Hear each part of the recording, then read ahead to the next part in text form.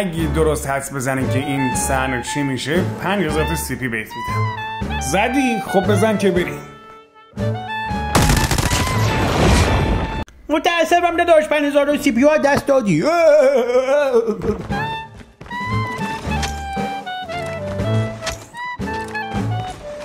بچه از حق نگذاریم. این اتشمنت خیلی خوبه و معروفه به رنگ کیو رنگ بکنه همه دوست. من که نمیشناسمش چون کالاف نداره. ساکت شو، ویدیو مال تو نیست که مال بچه‌ای که کالاف دارن. پس من اینجا چیکار میکنم؟ نقش چخنده رو؟ بله نقش چخنده رو بیاریم. ساکت شو. اگه میخواد که عشق انمیا رو تو رنگ یا تو شیپمنت یا هر جا که فکر کنید در بیارید از این گان با این اتشمنت استفاده کن. خیلی شیک و مجلسی.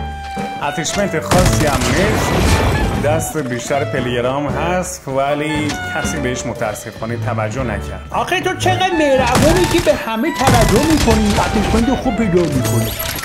واقعا باید قدر تو رو دونه. کیه که قدر بتونه؟ بچه میریم چند تا دیگه کیل باش نگاه میکنیم. جلوتر اتشمنت رو براتون میذارم، حتما تستش کنید و لذت ببرید. خیلی دوستتون دارم. تا ویدیوی دیگه فعلا. ویدیو رو اینقدر زود تموم نکن دیگه. تازه رفته بودم همبرگر بیارم بخورم بابا. خدا لعنتت کنه. بچه‌ها منم میرم. اینم که اسکرین شات این گانه است. برید لذتشو ببرید. دوستتون دارم. منم میرم فعلا. خدا